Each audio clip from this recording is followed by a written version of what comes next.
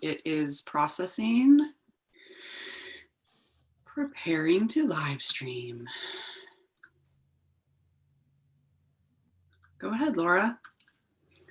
Thanks. Welcome everyone to the WSU Food Systems Hub call for December 4th. We had a few weeks off and I hope everyone had a restful break.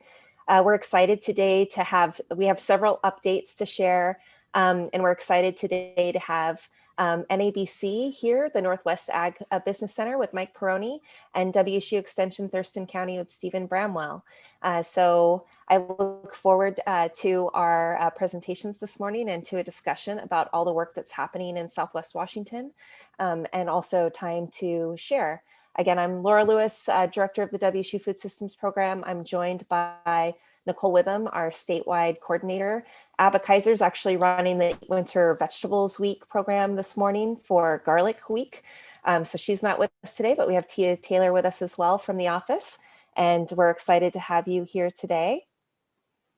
Again, we're going to just have a few different announcements, including one from Sarah Collier with the University of Washington about the Onfarm COVID-19 survey launch. We have a couple other announcements as well. And again, just welcoming Mike and Stephen. So please take some time to introduce yourself in the Zoom chat box. Let us know who you are, where you're located, and what you do. You can also use this chat box to ask questions, share links and resources, upcoming events, and ask questions of the presenters as well. We can ask those questions for you, or you can also unmute yourself and ask questions during our discussion. A little bit about the WSU Food Systems program. We're a few years old. We evolved out of the Small Farms program at WSU. We have 7 different focus areas, and we seek to work with communities throughout the state to foster viable farm businesses, optimize sustainable natural resource stewardship, and to promote scaled processing and distribution, always in the pursuit of access to healthy food for all. The WSU Food Systems team collaborates on initiatives that promote research, implement change, and provide unparalleled educational opportunities. We work across academic research and extension realms, both within WSU as well as with our community-based organizations and partners across the state. A little bit about the WSU Food Systems Hub. So I encourage all of you to take some time to visit our website. We've been going through quite a bit of website updates, thanks to Nicole and Tia. And we've taken our 7 focus areas. When we first organized the Hub back in March, we were really focused on resources that were available to directly support the food system during COVID. We still have those resources available, but we have integrated that with our 7 focus areas as well. So really trying to just create a better way for people to access these resources, and also to really work across those 7 food system areas that we have. So we encourage you to look at that as we continue to update the site. And this is a space to provide information for people across the food system, working across the Washington food system. We still have all of the resources associated with COVID-19 available as well. And also just to provide a place to share stories, including the time that we have here on Fridays where we meet and connect. Just a reminder about our calendar of events. This is continually being updated as well, and I encourage all of you to send us any of your events that you want to have posted here, and we will make sure that these are promoted throughout the state. I wanted to turn it over now to Nicole to announce an exciting update to our resources as well. Yeah, good morning, everybody. So we have been working hard this year to pivot our Farmwalks program to a platform that is safe during the COVID times. And so normally Farmwalks are shared as a kind of walk and talk on farm experience with farmer hosts throughout Washington state. And instead, we are going to be taking it to a podcast format. And we've also built out a website for Farmwalks. So farmwalks.org is the new website. I encourage you to go take a look. with the podcast format, in order to kind of maintain the farmer to farmer educational aspects and really to engage our audience more, we're asking folks to send in questions. So if you are interested, you can take a look at some of the upcoming interviews. One of our interviewees is actually with us today, Mike Peroni. He wears two hats, one with NABC and one as the Boistert Valley Farm manager. So him and Heidi will be one of our first podcast interviews. So if you go on over to the website, there's an Ask a Farmer page. You can type in any kind of question you want, whether it's about a certain topic, a certain production system, anything you'd like. And we'll be surveying those questions and then plugging them into our interviews. There's also going to be within the gallery right now, I think we have about 8 or 10 farm walks that are loaded up with photos and their resource booklets, but we have 17 years worth of farm walks that we are working on plugging into that gallery. So continue to check back. We're also hoping to get some quotes and information from some of the founders of the Farm Walk program, Marcy Ostrom in particular, to give us some more history and information about the program. So yeah, check it out, engage with us through social media or through the website. And we hope that you'll tune in. Episodes will be airing over the next month or two throughout the winter. Great, thanks, Nicole. Really exciting, and just grateful for the partnership with TILT and all the work that you and Aaron and Terry have been able to do together on this. I also wanted to put a plug in for the WA Food and Farm Finder. So this is a collaborative effort through Eat Local First, and you can check this out. We've condensed basically all of our farm finders that we had into one database, and so it's all here. There's a great holiday campaign going on right now, and so please visit this, promote it through your networks for people to be able to reach out and find local producers and food and farm businesses in Washington State. So we have a couple different announcements about surveys today, and this one just came out this morning. And I know there's a lot of survey fatigue out there, but these surveys have really had a tremendous impact on how our state agencies and others across the state are responding to COVID. And the first is an update to the WA Food survey, which went out back in June. It's a survey really for anyone in the state of Washington over the age of 18. It's looking at food security and consumer behaviors, access to food and financial benefits. And so there's a lot of information about the WA Food survey that went out. There's 6 research briefs that you can find through the University of Washington website. And we can make sure there's also a link directly to that website on our front page at the Food Systems website.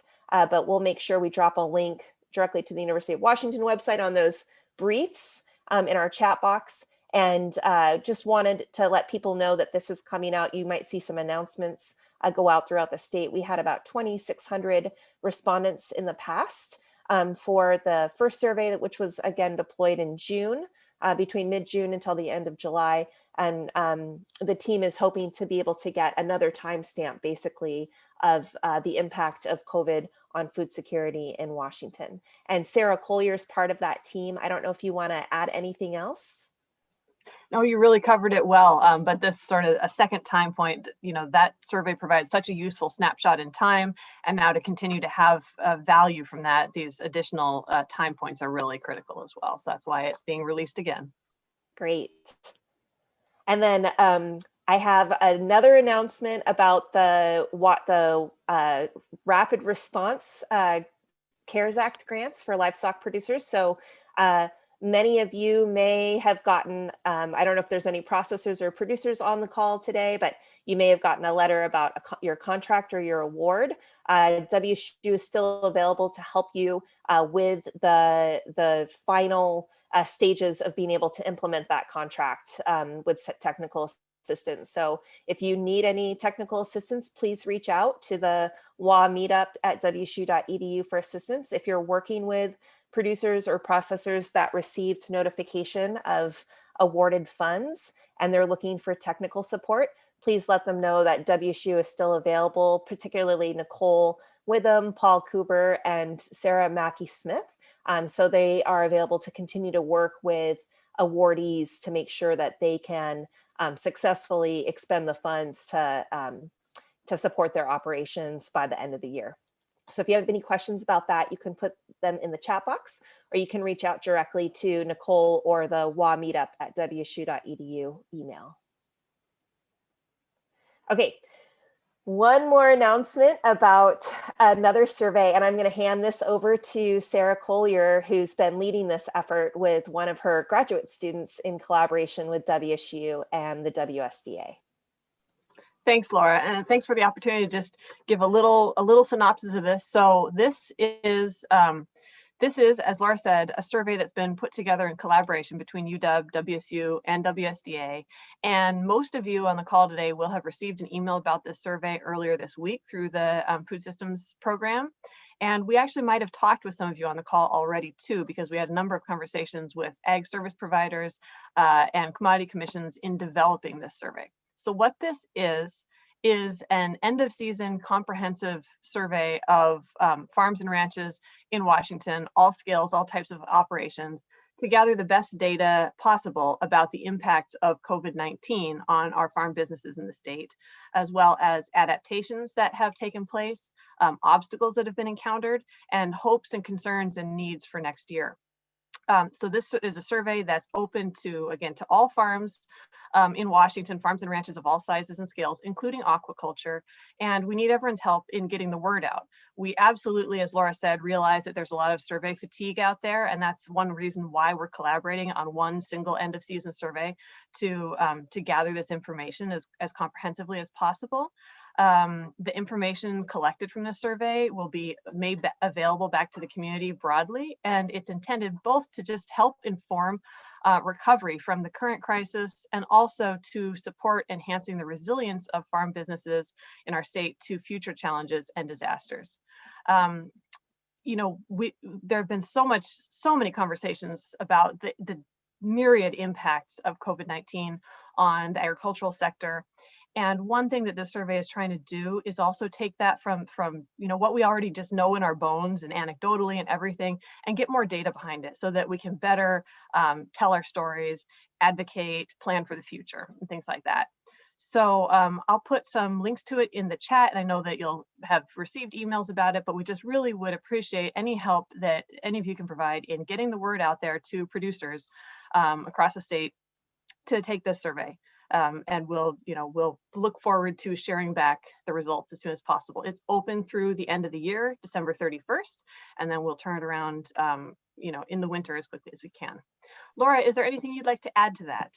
No, I think that's great. I think that you really summed it up. And like Sarah was saying, there's a lot of opportunity for this information to really be used across state agencies to really hopefully continue the response effort across the state of Washington in terms of the impact of COVID. So it's really important information for us to gather. And like you were saying, Sarah, it's open to all producers in the state. So I'm really hoping to get a high turnout in terms of responses so that we can see what's happening comprehensively across several different sectors.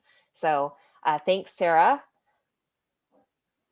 Okay, so we're moving on to our main presentation today, and it's my pleasure to welcome Mike Perroni and Stephen Bramwell.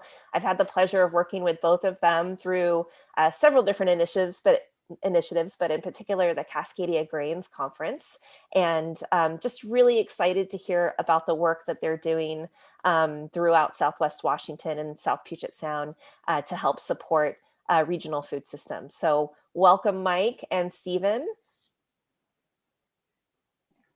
Thank you. Thank you very much. Yeah, Mike, thank you there? you. I am. Should we share our screen?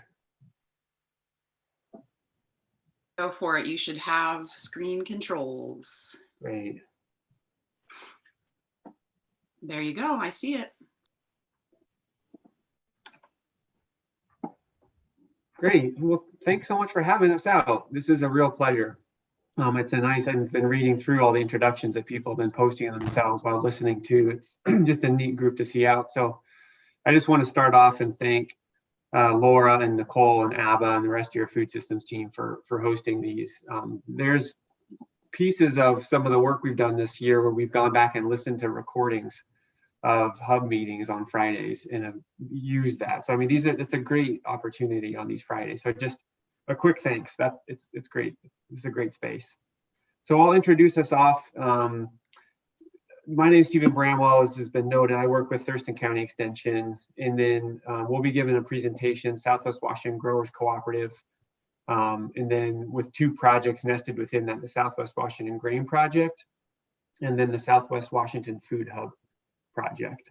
So we'll give updates on those, and I'll let Mike introduce himself too here. Yeah, thank you. And I just want to echo Stephen's gratitude for the opportunity to report out on this and the work that all y'all have been doing. I'm with NABC, it's the Northwest Agriculture Business Center. It was developed in 2006. It is based out of Mount Vernon.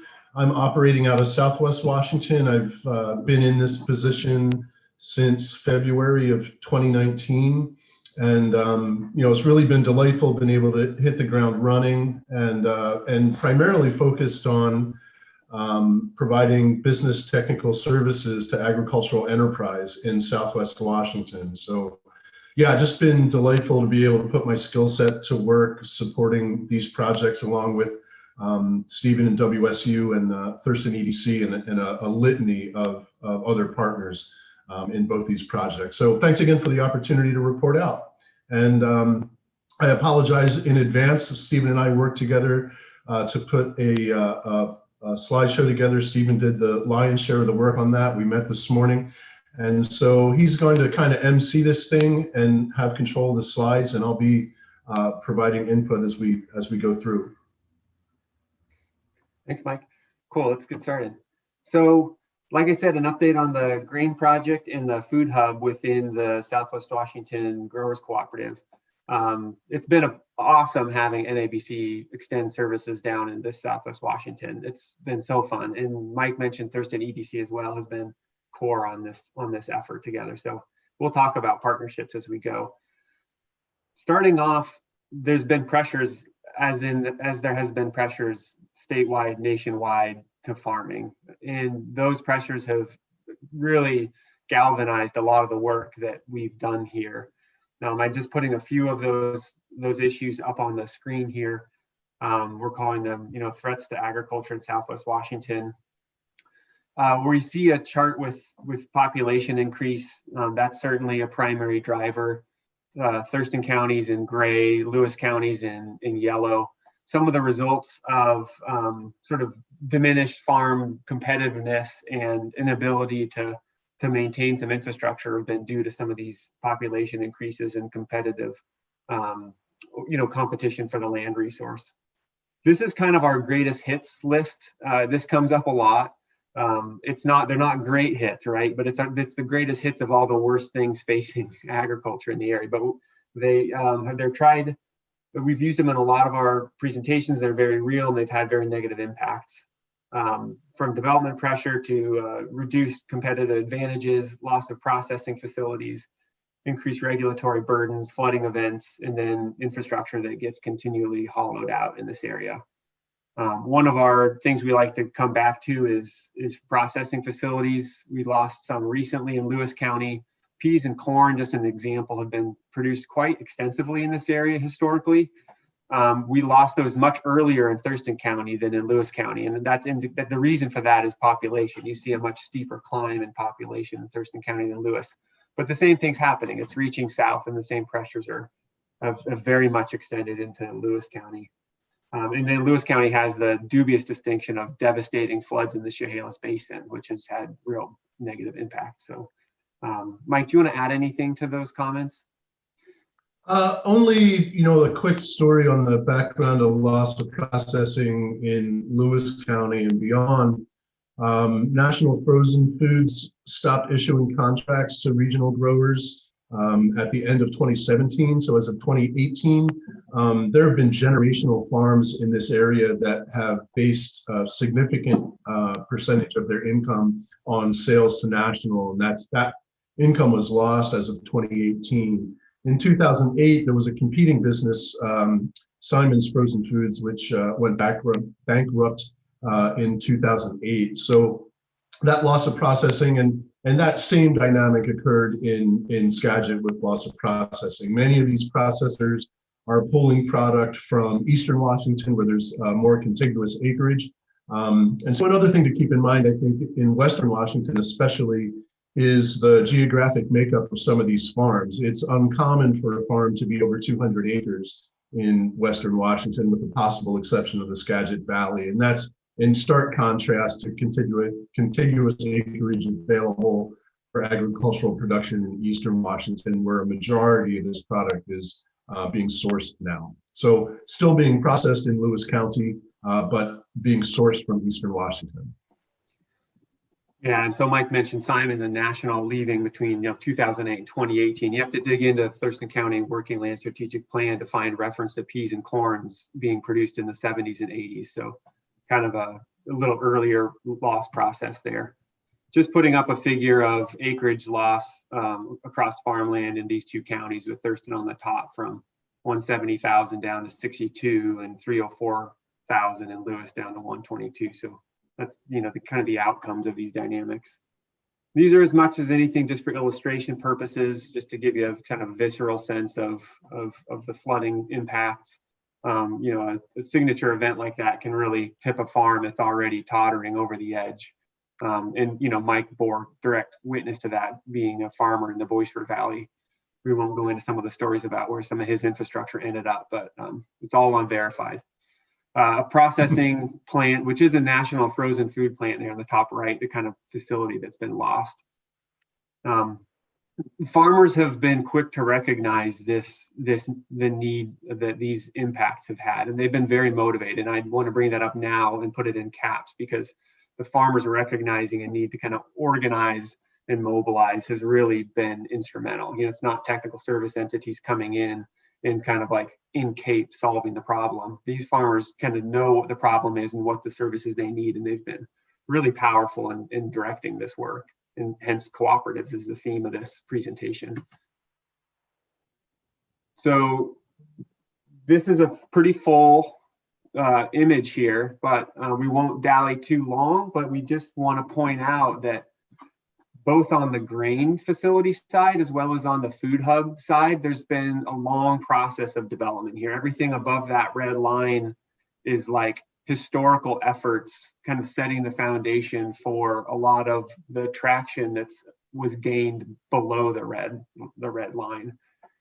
So there's unsuccessful grant applications, there's unsuccessful pilot grain production that didn't get sustained. It was successful, but it didn't get sustained. But right around that red bar in the middle, there's some galvanization that happened around a growers meeting on the left there that's bolded. It down in Chehalis. It was instigated by farmers. Around this time, there was an acknowledgement that a regional collaboration would be most effective at solving the problems in this area. And we formed a letter of understanding with many signatories, more than 26. That used to be the magic number of jurisdictions which committed to, and we'll get into this in a moment, but committed to collaboration. And then a strategic plan was developed at this time, as well as Mike Peroni was hired to NABC around this time. And that fulfilled actually a long time note in the Working Land Strategic Plan in Thurston County to bring that rep down into our area, Thurston and Lewis counties. So the point of putting this information up is that a couple key tools were used to help move this cooperative along. And we're going to touch on a couple of those tools that help move these initiatives forward. Just below the line of the formation of this letter of understanding, the strategic plan, some funding awards, some infrastructure development, the cooperative development, and then a food hub advisory committee, which led to the food hub development on the food hub side. So just a bit of a brief history there of efforts from pretty far back and even before 2012 up until the last few years. So I'll take this one, and then Mike comes up next. But this letter of understanding we think has been really helpful, and we bring it up because maybe it's something that could be used in other communities. But like I said, we formed this across about 26 jurisdictions. The idea came up when a group of us took a trip up to Skagit County, met with David Bauermeister at the NABC, visited a lot of facilities, brought the CEO of the Port of Chehalis up, brought a representative from Port of Olympia up. And we kind of came away from that thinking, we're working across counties. Let's create a letter of understanding. Let's commit to collaboration. Let's create some goals.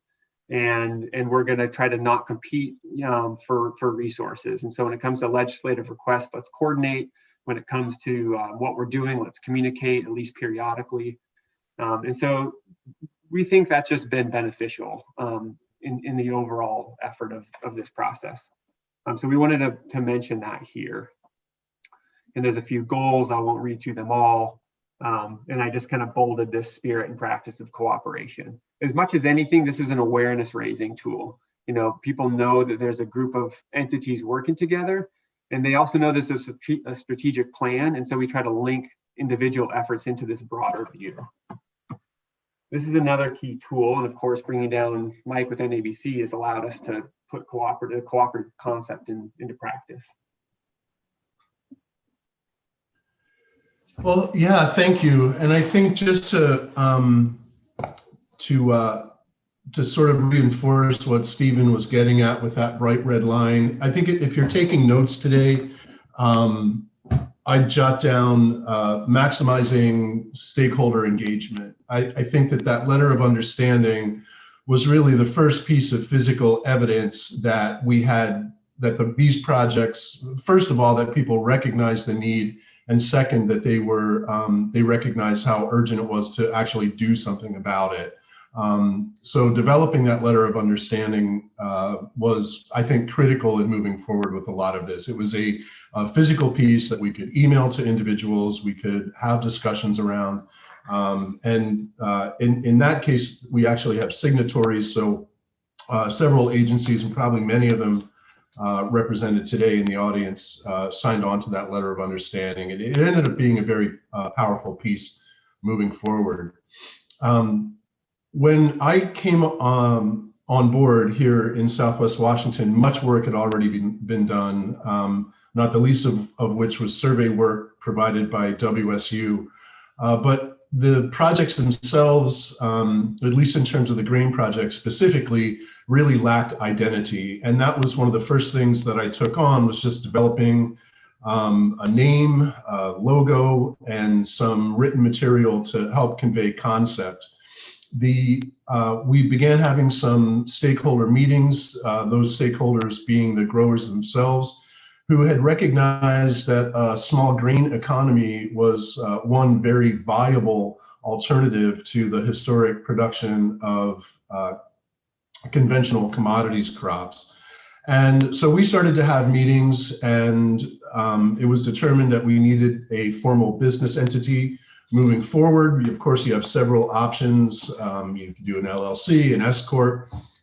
NABC is a USDA rural cooperative development agent. And so we always push forward the notion of the cooperative business model. It was very warmly received.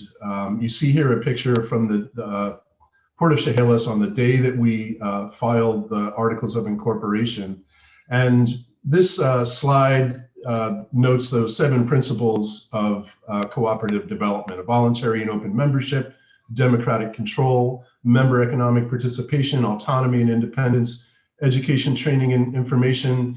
And something that we often refer back to is that cooperation among cooperatives, as well as concern for communities. So there's, it was a very elegant and powerful way to move forward, and we got a significant engagement from the producer stakeholders in the development of a cooperative. You go to the next slide, please, Stephen. Regarding the grain project specifically, again, we started with a motivated group of farmers and with a sense of urgency around replacing the loss of revenue from commodities crops. WSU, as a result of work with the Port of Chehalis, NEBC, and Port of Olympia, developed both grower and buyer surveys. And just the small piece that Stephen's included in this slide was that 76% of respondents specific to grain production said that they would increase production, but that 76% had unmet storage needs. And so it was critical to have that information available to us to move on, especially around access to capital. The first thing that this group did after forming was petitioned the county commissioners in Lewis County for access to distressed counties funds. And we were awarded $800,000 for the installation of a rail spur, which you see in that photograph below. Much of the work that WSU did prior to this was supported that request, and it was delightful to be so warmly received by the county commissioners. I set to work developing a relationship with Great Western Malting Company. I certainly can't take much credit for that. The growers in this area had tried to develop a relationship with them. If you're familiar, it's a marvelous rabbit hole to go down. Great Western's one of the oldest companies on the West Coast, and some of their customers, of course, are the Anheuser-Busch's of the world. So they're a conventional malting house located in Vancouver. They, as it turns out, were very interested in trying to develop a local or more local source of barley. And we were able to secure producer agreements in 2020 to the tune of about 600 metric tons. NEBC provided technical support and leadership in developing these business relationships. Lewis County commissioners again provided $800,000 in Distressed Counties Fund, and we solicited for several grants through USDA Rural Cooperative and Rural Business Development to develop comprehensive site plans and other planning resources. If you go to the next slide, please, Stephen. The eventuality, what we are looking at building out specific to the grain project is a multi-use segregated storage facility. This is I just love a good CAD drawing. This is a little bit more friendly illustration, and I will note that, yeah, I understand that what we're talking about building out is referred to as on-farm storage in Eastern Washington. But what you're looking at here on the right are 3 1,000-ton bins, and on the left, a series of 6 100-ton bins. The idea behind this is to be able to provide services to as great a number and diversity of grain production as possible. So on the right, you would see things like customers like Great Western and Organic Valley. And on the left, a rail car holds 100 tons. These bins are designed to hold 100 tons. And so we're looking at the potential of building out a specialty market, niche market, identity preserved grain production, as well as bringing product in to provide services to regional dairies and others that use grain. The other piece of this facility, we end up talking a lot about malting barley, but there's a lot of wheat production in Western Washington as well. And when the growers deliver down to Portland, they're without aggregate storage, they're subject to what's referred to as spot pricing. That's the price of wheat on that day. Of course, as you may imagine, during harvest, when availability is up, those prices decline, and the capacity to aggregate and store grain can help insulate these growers from a really volatile commodities market and let them enter the market when the conditions are most favorable. So that's really where the value add is for this facility. Next slide, please.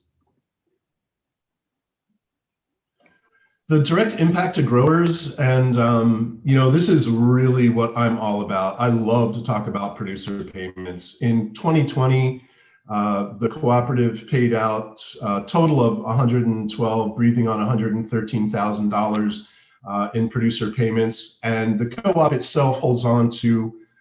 We decided on $7 a ton for the service. But again, that $7 per ton is there to benefit these growers because they are the owners of the business entity that is managing this project. Next slide. And yes, indeed, Nicole, that is Dave Finn with a big smile on his face. This is a phased construction plan for 8.2 acres of Port of Chehalis property. As Stephen mentioned earlier, Aslan Mead from Thurston EDC, Dave Fenn, and I'm sure I'm forgetting a name or two, Randy Mueller, Port CEO, traveled to Skagit. And I think they were all very impressed with what Skagit has been able to do in terms of developing agricultural infrastructure. And bless his heart, Randy Mueller at the Port of Chehalis has been a huge advocate for building out services for the agricultural community. Here you see phase one as that's the grain storage facility. Phase two, we've been in contact with Valley Ag, which is an agronomy center operating out of an aging facility in downtown within the city limits of Chehalis. They're very interested in the potential to develop a new facility on port property. And then phase 3 and 4 are undefined infrastructure to, again, either develop the capacity for value-added production, aggregation and distribution, and maybe even some retail space. Next slide. Mike, I'll just mention here as well, you have I think we've been working closely with Randy Mueller on a CARES EDA funding line. So there's quite a bit of fundraising to go to move these initiatives forward. First and foremost, phase one. And so there's a economic development assistance proposal that's been being put together. Some, idle talk about foundations and need for, other funding lines, potential private operators. So it's a big undertaking, and I think speaking collaborations, there's going to be more future collaborations to keep moving this forward. And I think we're all well aware of the need to keep expanding the circle. Yeah, that's a great point. Thank you, Stephen. I'm going to kind of shift gears a little bit here over to the food hub. Mike, did you have any final comments before we make that transition? No, let's roll. Okay. Excellent. So we can come back to questions on that as well. So we'll kind of keep this moving forward. So this is kind of the second part of the content here, focused on the food hub. This work, we kind of mirrored this set of points from the one that Mike went through earlier, starting with sort of a motivated group of farmers in the same basic structure. I'm sure you don't quite recall it exactly, but it's interesting how these two processes have reflected one another. Certainly initial research and community meetings, starting with work by the NABC and WSU, and predating us as well. Some of this goes back to a predecessor, Lucas Patzek, conducting a farms to market assessment in this area, looking at institutional buyers, interest in aggregation, distribution, and marketing. So there's been a kind of a forming of the foundation effort occurring, and farmers, particularly vegetable growers, have been pretty vocal about the stagnancy of wholesale markets in the lack of control they have over that pricing, and then also sort of a desire to offload some of their accounts to kind of put some of those into a bundle that a go-between like a food hub could help facilitate, whether with hospitals or schools or restaurants. And so those conversations have been going on a long time in several counties in Western Washington. They have been in Thurston County as well. And so that's where the food hub started gaining traction, really in the time that we got the right ingredients to the puzzle. And I have to say, I think that had to do with the EDC being involved, with NABC extending services down to the area, and some ongoing support from WSU, working with growers, identifying those needs and wanting to move the project forward. So this project this summer eventuated in a distribution network. We'll get into kind of how that came to pass in the next couple slides. But we did move from planning to implementation pretty quickly. That was supported by some funding from Pack Mountain Workforce Development Council, and through a project titled the Food Security Project. Kind of our three organization entities have certainly been at kind of the center of facilitating that, the NABC, WSU, and EDC, and putting that project on the ground in collaboration with Pack Mountain. And so, but a lot of the support came from kind of a slew of funding, and we couldn't even really total it up quickly enough, so there's just a big blank there. But we got some USDA funding, local food promotion program grant, Pack Mountain, it was a $50,000 chunk. Our local community foundation shipped in along the way to help get this food hub on its feet. I think about $9,500 thereabouts. WSDA has recently come on board lately, helping connect the food hub with school produce needs. And then some CARES Act funding has come through as well for the food hub. So this is all, building a business plan backwards, essentially. But where we started before COVID was going out to growers. And so some of the nuts and bolts of getting that food hub put together, because we thought there'd be some value in showing some of our process, started with the LFP Grant. It was a planning grant, not an implementation grant. Starting in November last year, working its way into January this year, we went out, talked with about 54 and 57 farmers across 4 counties, holding listening sessions. They represented, just shy of 900 acres. And we just wanted to put that up because we got a fair amount of folks turning out and showing interest in support with their marketing work. Specifically, would you be interested in a food hub? 85% yes, 15%, oh, I'm sorry, that's just unmet market needs. 85% yes, had needs, and 15% no. And quite a few growers interested. So that was encouraging right away. And kind of immediately, also another key tool. So there's kind of the document of needs, going out, meeting people, seeing what the interest is. And then there's like a specific tool like chartering an advisory committee. And this has been really core as a stepping stone towards the cooperative model. So this is just a pretty basic list off of a Google search, essentially, of what a charter is and what the important parts of a charter are. So we marched through those, in a series of meetings, and over the course of, I think, 2 or 3 monthly meetings, formed a group, whittled it down, did a little bit of mission, vision, and values work, but got a charter in place. And basically the charter was really, I think, the kind of a key point to this. It wasn't a broad charter. This was a charter of like, how do we form the food hub? We identified the charter would be dissolved at the point at which the food hub was formed. And so it was really specific. Our goals were really like, what do we need to do to get from point A to point B and have a food hub in place?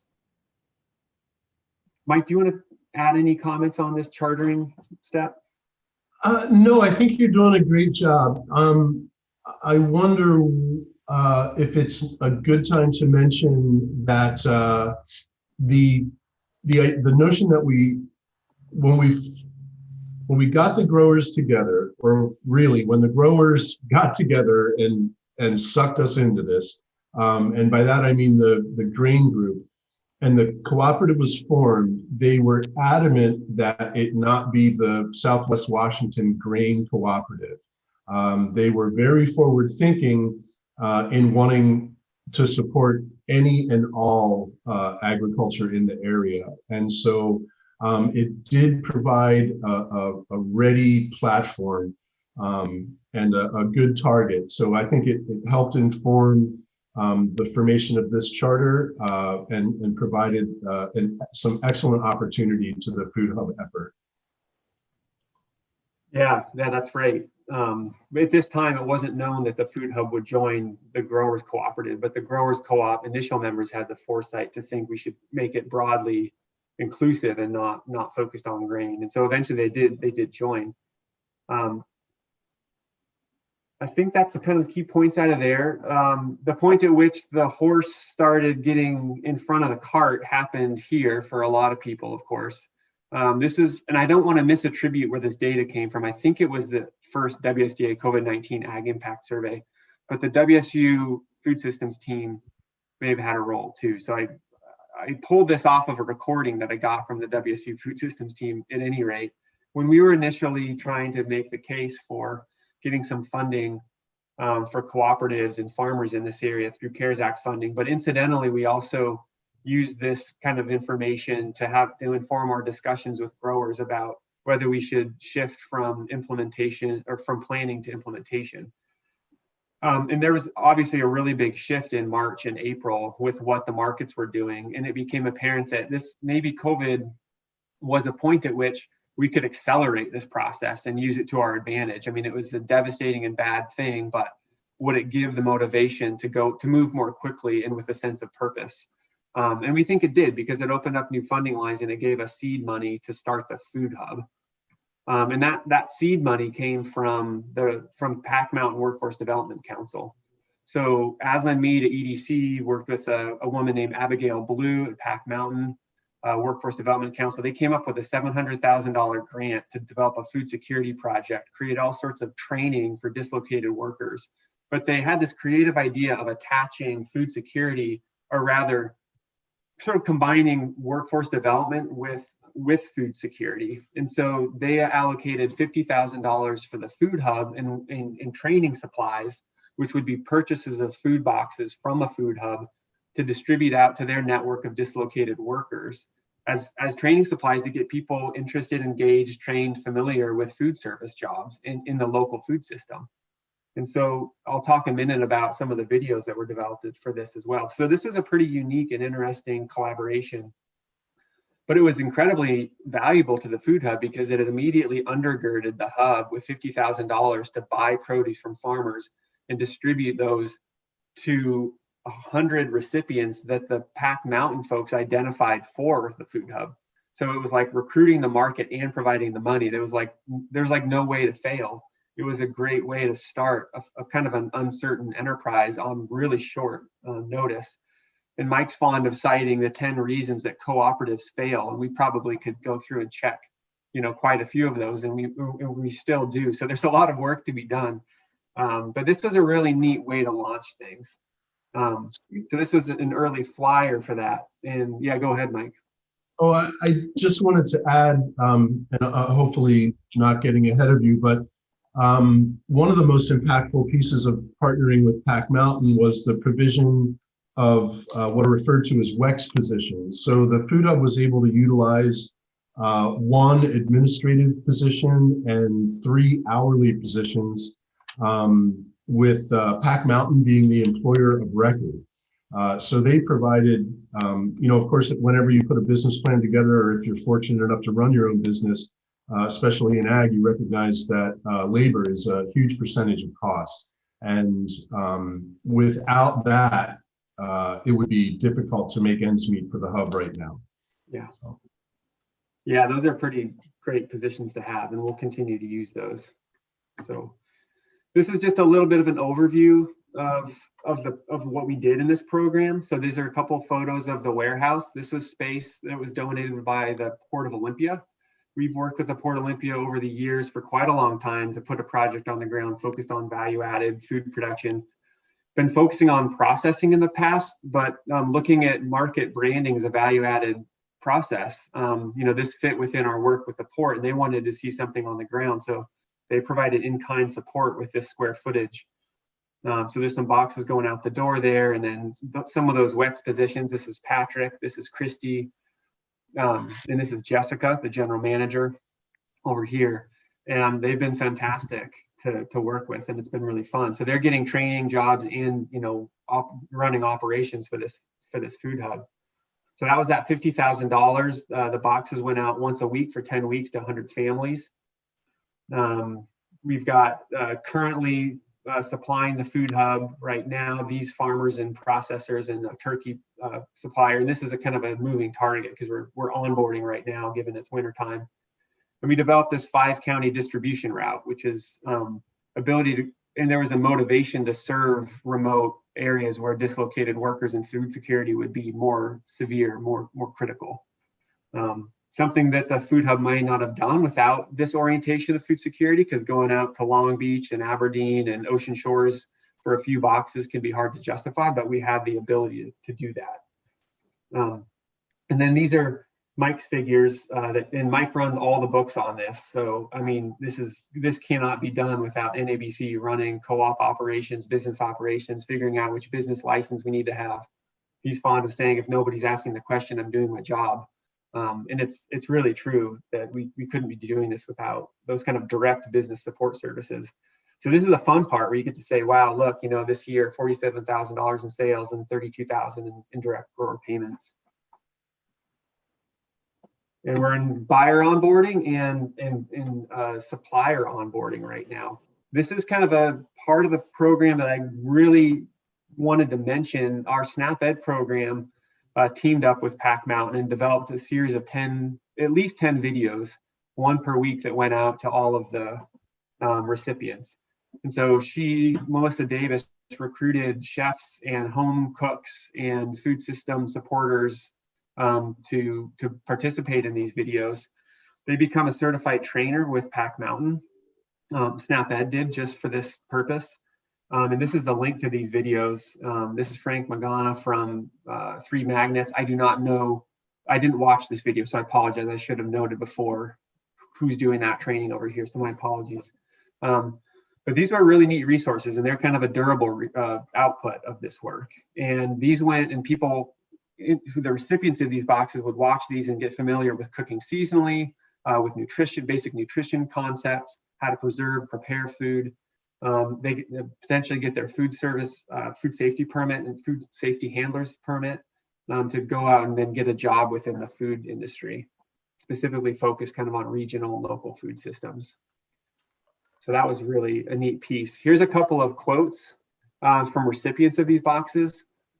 This is an interesting part of this work, because you don't necessarily think about, when you're trying to start up a food hub, how you're going to be, supporting people's psychological well-being in, far-flung parts of our region, who are, getting bumped off food stamps.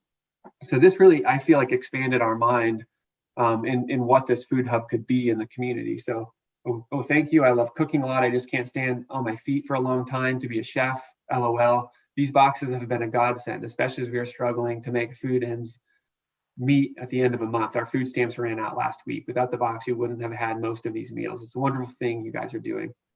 These boxes have been great. All the produce is fresh, and anything we haven't used, we've shared. I'm so thankful I found this program. So a woman named Jeannie House has been kind of the one-on-one coordinator with these 100 families. And this is the kind of direct touch that we wouldn't have been able to do. And she has onboarded, recruited, gathered stories from, nursed them along, getting their boxes, finding their boxes, even driving boxes to people who couldn't get them. So they've been a really incredible supporter in all of this work. And that brings us to kind of a summary slide at the end here. So I'm going to let Mike either add any more comments about food security and where we see this project going, and then we'll transition into kind of our summary. Yeah, I think I just have been such a champion of the capacity for food hubs to help facilitate food access distribution models. It's been marvelous to take part in this. Someone I'm looking at the chat now has found access to the cooking lessons. The feedback from Pack Mountain, the feedback from the recipients, and sharing that feedback with the food hub producers has added a whole nother level of satisfaction to this project. It really has been phenomenal. The movie writes itself, and so yeah, just a mad shout out to Pack Mountain and other food access models that are operating right now, and their willingness to work with food hubs. It's a marvelous setup for success all along. And one of the things that we talk about is food access, benefit to local farmers, and then the third leg of that stool being the fact that the Southwest Washington Food Hub is a cooperative. So So even the margin is a benefit to regional agricultural production. So just been great to build that out, a marvelous platform, and we hope to continue to build on that. Good. Yeah, I'll just mention that the photo on the left is from partners at the Coastal Community Action Program in Aberdeen. That was one of the drop sites. So one of the keys to the infrastructure was figuring out where to go within these counties to drop food off. And so we reached out to several different sort of social services and food security entities. I think a pastor in Shelton was receiving boxes at one time. A coffee shop in South Bend, Washington was receiving. Coastal Community Action in Aberdeen, a coffee shop in Centralia. So kind of an interesting, again, kind of network there, an opportunity to pull people together. That's a picture. It's a little bit fuzzy, but it's one of the recipients and one of the meals they cooked and some of the sweet corn that they had. So I think her name is Rebecca, who sent that picture in. So it's really personalized, I feel like, the plight throughout the region in a way that I hadn't had access to in the past. And that's been a neat outcome of this. So here's our summary, and we kind of broke these topics just to think about, in a broad sense, how the cooperative has operated into kind of catalyzing elements, some of the parts and processes, and some of the results and the outcomes. And Mike, I'll just let you lead off this and pepper in comments if I have any. Sure, thank you. Dave Finn, some of you have had the pleasure of meeting him. We jokingly refer to him as an agricultural provocateur in this area. That's Dave with a big smile on his face. He was quick to position himself as the first truckload of grain that got transloaded into rail cars. And Dave always refers to some of this recent activity in Southwest Washington over the past year as sometimes the stars align. And I certainly agree that, with that metaphor, in that there just are so many pieces of this puzzle that did seem to fit together. But, Stephen and I in conversation were really able to identify those things that are working both for the grain and the food hub, and we believe that are replicable. They are the stars aligning, but not without a lot of work. And, the catalyst for these projects has really been the fact that they're motivated by growers with an identified need. And then those needs are documented. In our case, most notably through WSU survey work, but there's so many ways that you can document these needs, and there's a lot of opportunity for funding for that type of planning work.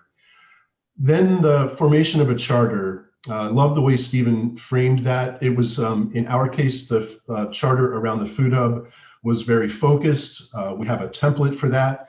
You work through it, and again, that does a few things. It really does bolster stakeholder engagement, but at the same time, it helps everybody to become clear about exactly what they're doing, and then the duration of how long this charter entity will be in place, I think, is another critical point, so that individuals understand that they're going to need to really put their shoulders to this, but it may not be forever. We need to get to point B, at which point, with a little bit of luck and some good planning, there's the potential for that entity to be sustainable.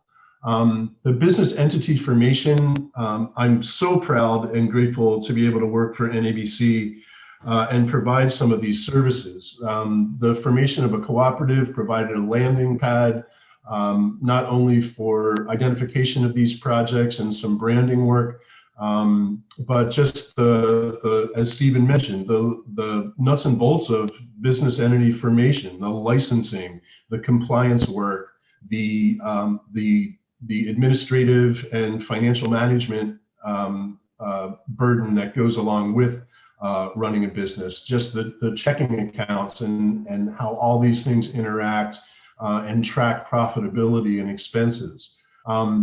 Cooperative business management processes, NABC brings a history of that to the table, and it's been interesting.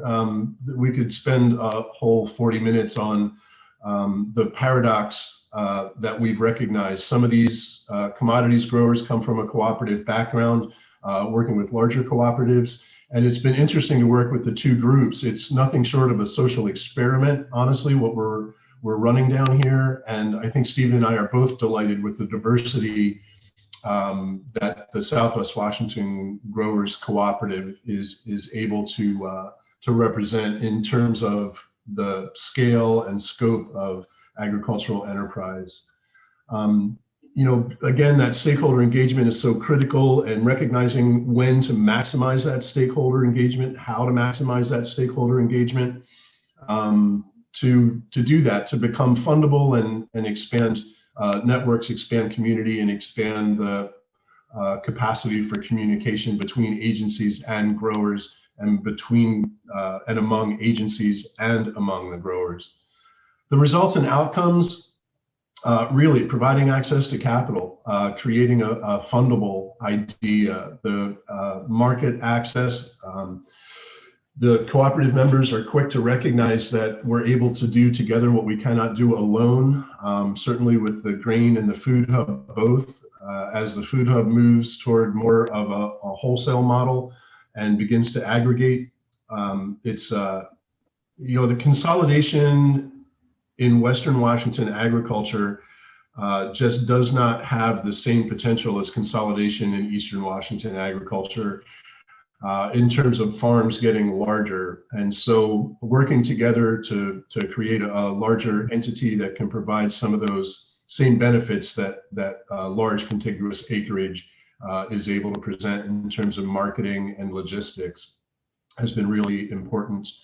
And then that last point, just that community formation. If nothing else, I'm hopeful that you leave here today recognizing all of the partnerships that are behind both of these projects and behind the Growers Cooperative in terms of public and private agencies, ports, counties, and several others, NABC, EDC, and WSU, working hard to rep these projects all the time.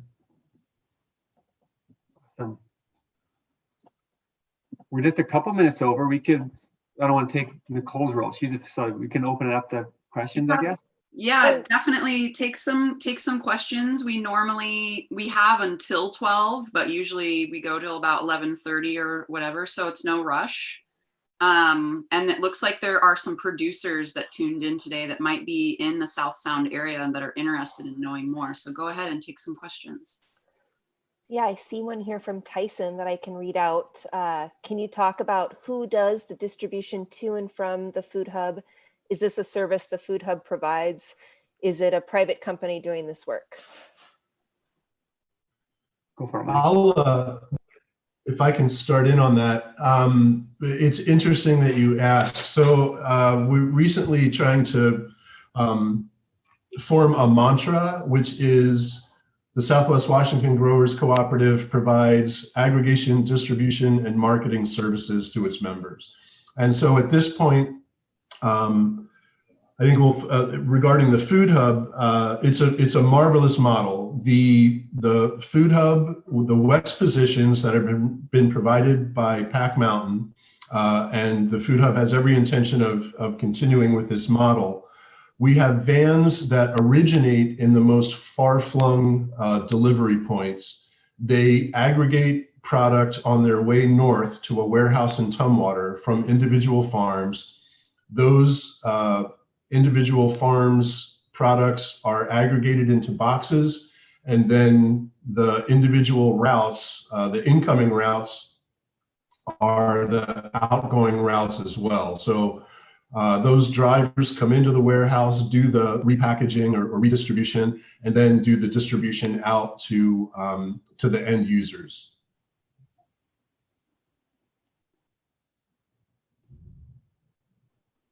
I'm going to stop sharing. That would be great. Yeah. Okay, there we go.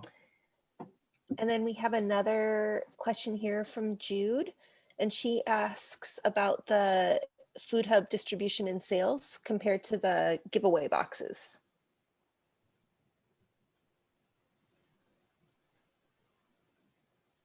Stephen, you want to field that? Sure. How much of the food hub distribution is sale? Okay, so right now there was 100 boxes that went for 10 weeks, and that program is over now. And Mike, there's been some transitions recently, but some additional WSDA funding came on to continue a portion of those food security boxes. So we were able to kind of adopt the contacts from Pack Mountain and utilize some of the same recipients who got the food security boxes to continue with WSDA funding for more of those food security deliveries. But then also most recently, the Food Hub launched a multi-farm box, and so the growers came to the conclusion that they wouldn't mind putting together a multi-farm box. They don't necessarily want to compete with their own CSAs, but not too many growers have a CSA at this time of year into the winter, and so it can be hard with product availability in the field. So I don't know the total number of how the box distribution currently breaks out, but I feel like Jessica recently mentioned around 50 boxes on the multi-farm box CSA, or maybe it was 35. And so, and there was maybe only about 60 continued among the food security boxes. But Mike, you can correct those where those numbers have fallen recently. Sure, that's pretty accurate. That's sort of 35 plus range. As Stephen mentioned, the Pack Mountain program, we just closed the budget on that. But I'm very quick to remind staff that Pack Mountain was our customer. So we don't really, I don't know if we consider those giveaways. I think the food hubs in general are uniquely qualified to have the Pack Mountains and other food access agencies as customers, and provide blocks of boxes that can be distributed. But yeah, Stephen nailed it. I think we have when we transitioned out of Pack Mountain, we have a 35 or 40 give or take because of the way it's set up. Not everybody. It's not really like a CSA in that, or I guess it's like some CSAs. What I'm trying to say is 1 week there may be 35 boxes, the next week there may be 50, and then it could go back to 40. People don't necessarily buy a 10-week program, they buy the box. So that varies, but that 35 range. And then recently, the general manager has started to develop some relationships with regional school districts, and those weekly orders range from 50 to 120 additional boxes going out the door. Yeah, and I think that one thing that's occurred to the farmers and us helping with the program is that food security is a little bit of a niche where you're not competing with farmers who are nursing along counts that may just be fine or maybe decline.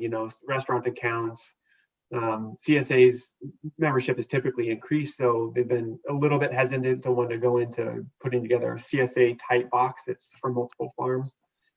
But the food security work is an area where there's some funding, and getting that, I don't know what the proper term is, it's like sort of the last mile of distribution can be challenging if there's some support in getting food out to those in need.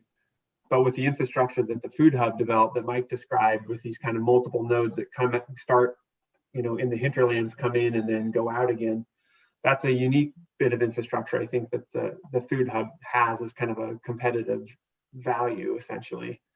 And so there's, potentially some future food security needs that are going to continue for some time. We don't know what the next funding line is, but the hub's kind of positioned to help with that distribution. And so I think that's just to kind of enforce Mike's point about we kind of don't necessarily consider them giveaway. They are business opportunities for the hub and for the farmers. The funding just happens to come from, a food security program.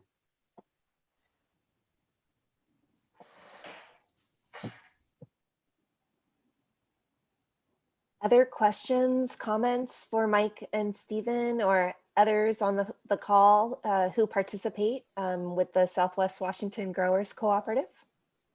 We love talking shop. So if you have shop questions about how this thing worked, we talk shop. We talk shop for like 2.5 hours every Thursday night for a while in the summer to make this thing go together. We have a question here where were you ever delivering these boxes to recipients' homes? And if not, how did you manage refrigeration at pickup points or along the way?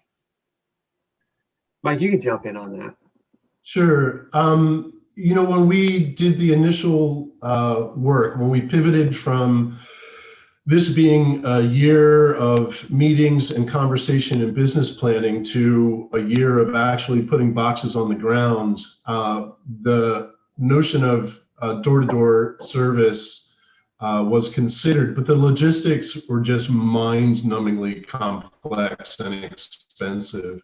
And so we really have focused on trying to consolidate delivery as much as possible. So we really, at present, are operating kind of a drop site model. And those sites can be as few as 3 boxes and as many as 23.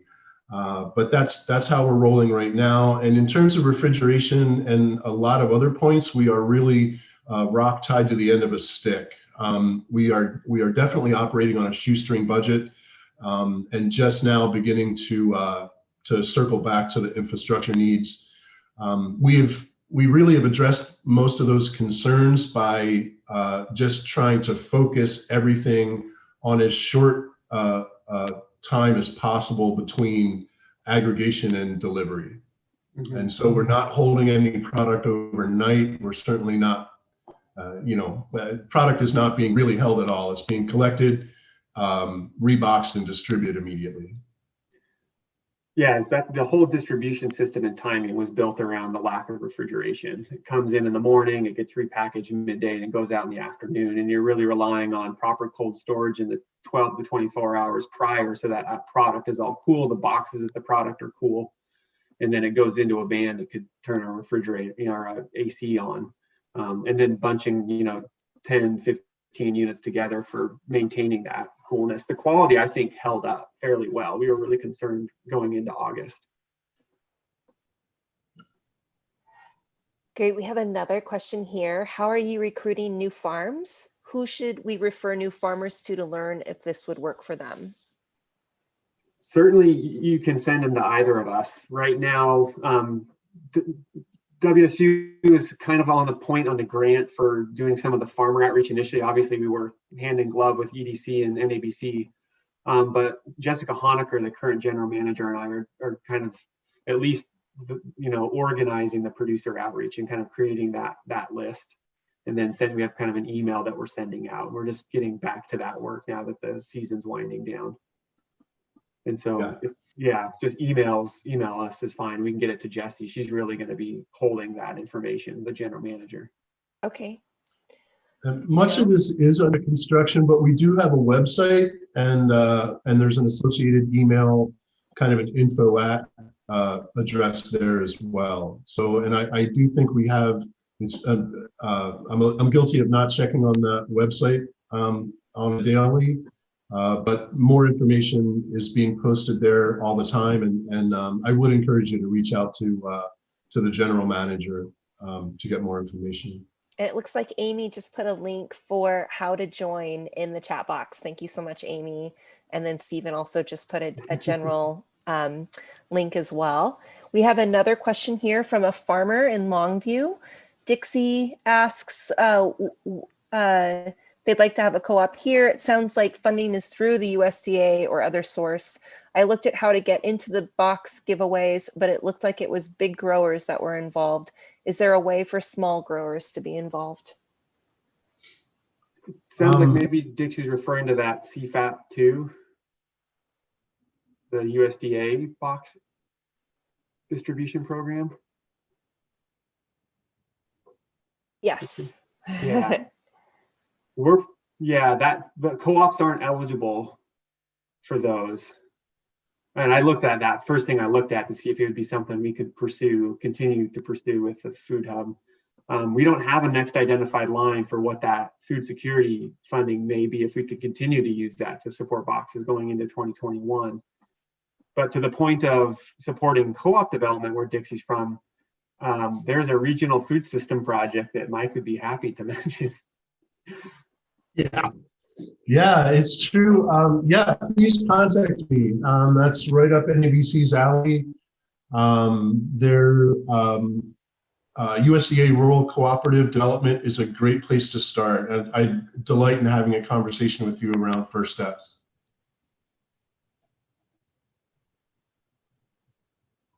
Great. And we'll make sure that we drop Stephen and Mike's emails, or maybe you can do that now in the chat box, just so if anyone wants to follow up directly, they have that link available.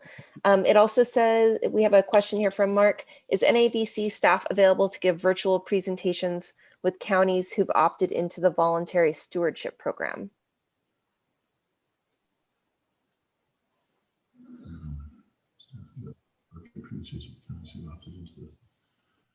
I think I need to say yes. As a matter of fact, I just spoke with the ED yesterday. I think he just did one. And so please again, reach out to me around scheduling. Everybody's busy. But I would delight in having further conversation with you and trying to get something on the board. Great. Other questions, comments? You can also unmute yourself and ask directly.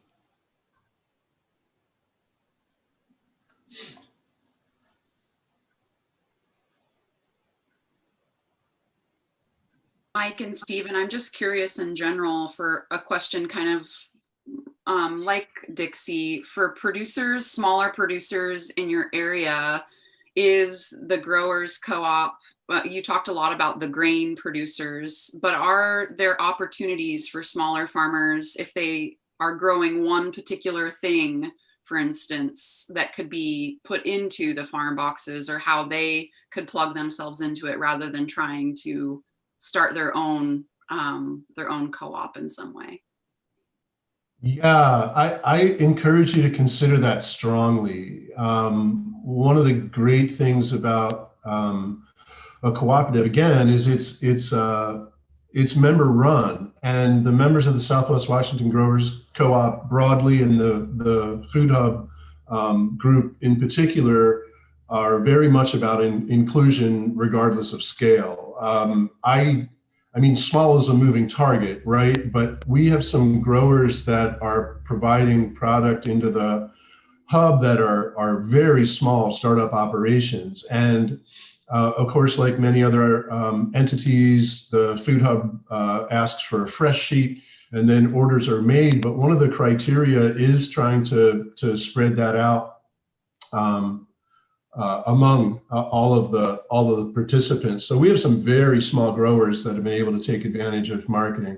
There is, in our case, the initial purchase of common stock to become a cooperative member is $100, and then there's an additional $200 membership fee to participate in Food Hub. So that may or may not be a barrier to entry for a small operation.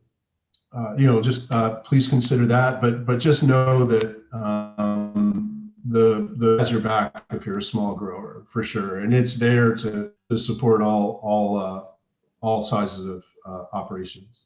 Yeah, I'll just mention in addition, just briefly, that it was a delight to see like a farmer operating on 200 acres provide cabbage in a box, and a farmer with like their entire sweet corn crop like devoted to that week's crop. So like operating on under a quarter acre. And one of the principles that the growers provided to the general manager in planning week to week pick lists and orders was to spread the benefits around across the membership, across the contributing farmers. So that's been a real priority. And when you get a situation where somebody might not be able to provide as much, the entry cost can be a lot, and that's been a point of discussion. So I won't say that we have that totally figured out. Putting down a few $100s. People want to be assured they're going to recoup that and then some. So it's been hard in the latter part of the year because we're kind of re-upping into 2021. So the same principle will be carried forward, though. If you come in, we're going to work actively to find markets for you to recoup that. Awesome. And it looks like Mark Mark Taylor has his hand raised. Mark, did you have a question? Can you unmute yourself? See the little mute button? I just unmuted him. Oh, never mind. It says here in the chat that he'd like to have you as a conservation farming partner. So Cowlitz County VSP. So maybe we can, you folks can follow up. Yeah, you got lots of other good questions in the chat here too, if you have more time. We have one from Steve. Upcoming goals and timeline for infrastructure development for fresh product aggregation and storage capacity, including cold storage. Yeah, so the co-op did receive some funding through the CARES Act very recently, just a few days ago. There's a round of funding available to individual farm businesses, and then a chunk for farm cooperatives. So that's where the general manager and the membership are determining the best way to invest that funding right now. Right now, we're the Port of Olympia warehouse in Tumwater. It's uninsulated, it's got a leaky roof, there's no water, there's no bathrooms, there's electricity and lights. There's a lot of want there. So there's a question about whether we'll stay there. Starting to put the feelers out with Port of Olympia and the Port of Chehalis, some nice properties identified down around the Port of Chehalis that are eligible. So those are kind of winter conversations that are, ramping up right now. But I think what's emerging as high priority are trucks, because everything's been done through U-Haul, and there's a high overhead to the logistics around that Mike knows painfully well. So trucks and cold storage are on the short list, or a truck and a cold storage, or one combined. Yeah. You'll please pardon me for circling back a little bit, but around the question of small growers providing product, I want to highlight one of the things I think is the most beneficial to the co-op, to the growers co-op as it's operating with the Food Hub. One of the biggest barriers, like if you're providing, it's my friend Marshall always says something, something effective like it's difficult to spend $100 putting together a system by which an individual can deliver $20 worth of product for $50. But because one of the great things about having a cooperative is, for example, a van originates in Centralia, stops at 2 or 3 different sites on its way north. If that van stops at one site to pick up one case, that may not be financially viable. But when you amortize out that entire route, it is. And so there's really some benefit to the smaller growers in being able to spread the cost of some of the logistics over a broader number of activities. Sorry about circling back to that. No, that's great. That's great. It's great clarification. We have another question here from Jude, and she asks, do you do custom sales, distribution, or just boxes of predetermined contents? Do you take SNAP for multi-farm in case there's no free boxes? Mike, you can feel that. Sure. I'm simpler is better for me. Really, the general manager is determining, and with the input from the membership, on how we build out this business model. I mostly support, a single product for a fixed price. I try to diminish liability as much as humanly possible. So, personally and professionally, that's kind of my agenda. That said, we're sort of stumbling through developing a local food marketplace as a sales platform, and it is the intention to offer custom sales and distribution.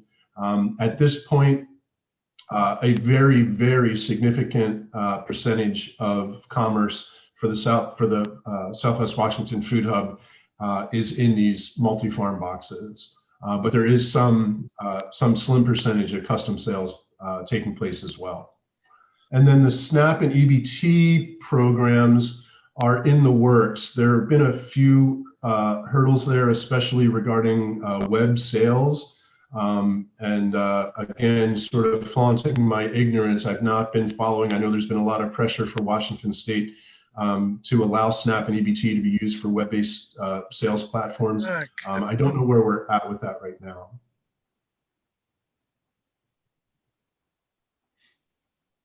And we have another question here from Michaela, who asks, who decides how much goes into the boxes and how are the contents curated? We are a small collective in the Gorge. We considered a multi-farm box option, but we're stumped on how to fill the boxes. In the case of the Southwest Washington Food Hub, I think Thurston County and surrounding areas boast some of the best CSA farms in the country, if not the world. And so there's just at any one meeting, there's probably a century of experience available in terms of the logistics of building boxes and distribution, as well as the fact that our general manager has a background in aggregation and distribution services. So Jesse Honecker, the GM, is handling most of that. She and I initially, when she came on board, were bouncing those back and forth and tweaking them. But the general manager is, at this point, has complete autonomy in those final decisions with input from the membership.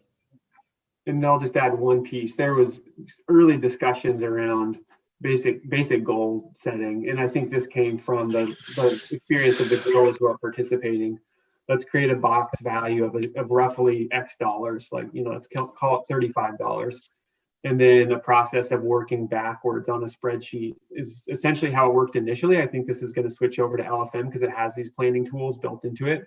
It was like farms across the top and like products down the left column, and then Jesse would just kind of fill in and mix and match using some equations and prices to come up with a roughly $35 box across these farms and these products, and kind of have a reasonable diversity, again drawing from the experience of the farmers in the room to say, hey, you'd have something in each of these categories in the boxes to have reasonable diversity. And that was at least some of the work. And I think it's been a little cumbersome to have that going on through Excel, and now it needs to kind of switch over to use the functionality in LFM for both getting the pick list coming in of what people have and then turning the orders back to the growers. Hey, this is Mark Taylor. Can you hear me now? Yeah. Hello? Yeah, okay. Yeah, there's my bright shining face on the I got my video too. I was trying to unmute and just put my face up. So down in Chehalis County, I coordinate the Ontario program of WSU to protect water quality and to enhance fish and wildlife habitat. We're interactive, or farming interacts with environmentally sensitive critical areas. But the problem down here is Chehalis County is like other counties. It's steep, it's hilly. We have flat spots along where a lot of family, larger commercial operations. But the issue is, according to USDA in Washington, D.C., the United States Department of Ag, there's 403 farms in Chehalis County. I should be able to throw a dirt clod in any direction outside of the city and hit a farm, but there's no farm directory. And USDA and FSA, Conservation District, the Farm Bureau, everybody's willing to share how to locate all the farmers to get this great program out to 9 different email addresses, names, or anything. Because historically, and I used to manage a conservation district, and they have a memorandum of understanding and work cooperatively with the USDA Natural Resource Service, or NRCS, and they've always had confidentially to protect farmers. And the ESP is starting to try to swing it around to encourage farmers to promote your farm promote the great conservation practices that you're doing on your land. And part of SB is all about maintaining or increasing ag viability economically. And so would your organization be able to help us identify where all these 403 farms are so we can get the word out? I mean, I mail out a monthly newsletter to 440 landowners who are either actual farms, small acreage owners. And, you know, I'm trying to make sure the right people are getting the information. And we have a work group that I would love to have you guys become a conservation partner affiliate, and, you know, actually put a press release out, you know, mentioning the partnership and how you support ag in Southwest Washington. So they do want to form a farmers co-op for Cowlitz County, and we're actually looking and trying to find funding to build a permanent ADA handicap accessible farmers market that actually has a roof and concrete floor stalls. So, and trying to find funding to have a shuttle to get our senior citizens and those with mobility issues or disadvantaged adults, so that they can actually access the farmers market, because we're not actually meeting the needs of all of our community. So we could use a lot of help getting that going and getting in the right direction. We're also wanting at the permanent farmers market, if we can get it funded, to get funding for permitting, design, and construction, a USDA certified kitchen and food processing center, so the local farms can come in and wash their produce at a certified washing station, then prepare value-added foods. We could have a test kitchen, you know, cooking class video for YouTube and all that. So we have all this great ideas, but it sounds like you guys have the background and experience to get the ball running and find funding to get out there. Cost share is the biggest hurdle to get conservation implementation done on the ground, and we're also seeing, you know, to get cost share. We have a new foundation in town, the Carbon Capture Foundation, that's just starting out, and this retired couple, is going to donate $15,000 a year out of their own pocket. I'd leverage that money and find funding source, whether it's state, federal, or corporation, or private foundation, to actually either match or bring in additional dollars outside source to towards development of the test kitchen and education and outreach, and also for actual cost share for landowners who want to protect streams and restore riparian units. Yeah. Mark, I feel like you could keep Mike Peroni busy for a couple years. Oh yeah. Well, yeah. I'm 61. I'm 61. And I'm the age of the average American farmer. My family had a small dairy in Cowlitz County, and he didn't during the Great Depression in 1938. We're forming 2 dairy in Cowlitz County. They may have been small family operations, 1 to 3 cows. My parents had 23 cows. They had a 2-acre farm. Had a hazelnut. And when my grandparents died when I was a teenager, my mother and her siblings, aunts and uncles, sold them far faster than make it spend. And farm money built stations and trailer parks. So people that at the farm, the nut orchard. So I think Mark, we might have lost Mark. I was going to say I was going to cut Mark off because his audio was a little bit jerky, but what I was going to suggest to Mark was reaching out to Gary Fredericks, the county director in Cowlitz, and also reaching out to the counties on either side, Clark and Wahkiakum, and seeing what sort of contacts they might be able to help.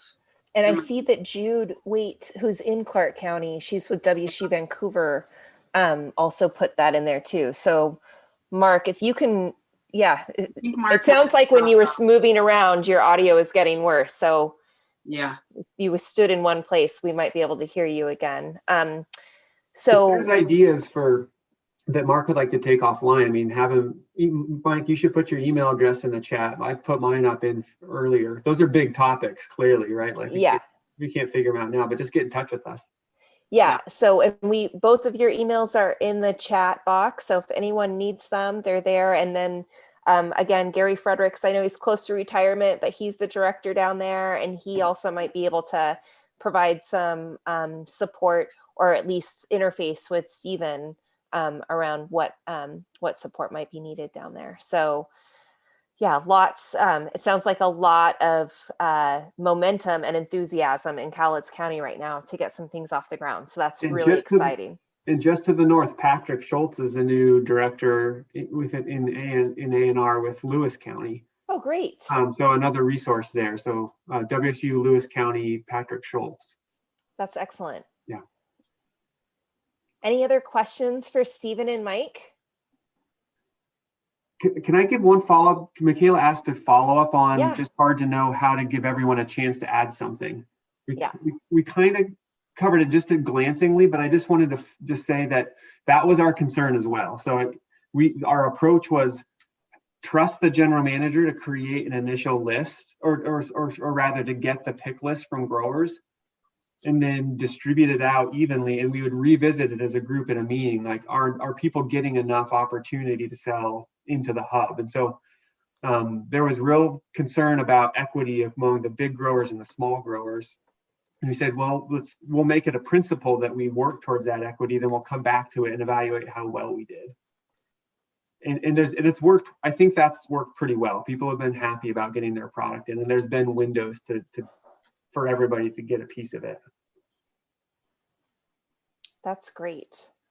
Any other feedback or comments and then we can move on and have just some open discussion if anyone else wants to suggest future topics or they have things that they'd like to share. Are you recording this session? We have farmers that work full-time day jobs who wanted to come to this meeting. Yep, it's on YouTube. We're recording it live. So and thank you for doing this, because in the 27 months I've been back in Cowlitz County, finding you guys from a new farm I just found on accident sent me a link to your meeting, and finding you guys is the most exciting thing that I've seen in 27 months. Wow. And God bless you guys for all that you do. This is so exciting. I've been clearing the field and removing weeds and tossing rocks and planting seeds. And you guys are the fertilizer and the extra water and care that could just kickstart Cowlitz County and reverse the farming trend. We're losing farming operations, and it's going back to small family farms. And you guys just have the infrastructure already in place. It is so exciting to hear what's going on with you guys. Well, thanks, Mark. I want to join your group. I'm going to encourage all my farmers to join your group. And I'm going to put an article about this meeting and what you guys are doing in our December issue that's going to go out to 448 landowners. So that's great. Thank you. I'm going to be in touch with you guys. God bless you for what you're doing. Thanks for joining today, Mark. Just as an update for what we're going to be talking about next Friday. So we have the Northwest Portland Indian Health Board and the Northwest Tribal Epidemiology Center joining us to talk about the Northwest Tribal Food Sovereignty Coalition. So we're going to have Nora Frank Buckner and Victoria Warren Mears here next week. We're really excited to have them present. Nora presented back in June about some of the work that she was doing in collaboration with Valerie Segrist, so from the Native American Agricultural Fund. So really exciting to get an update from Nora and to welcome Victoria. Just a reminder that we'll be updating our website. And again, I just want to keep it open for any other comments, topics. If people have programs that they want to share, you can throw them in the chat box or announce them now.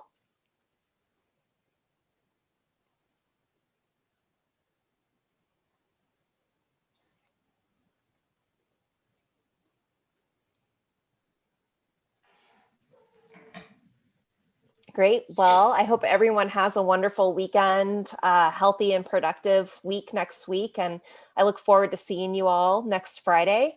And I just wanted to put a plug out too for the following Friday, which I believe is the 17th or 18th, Nicole?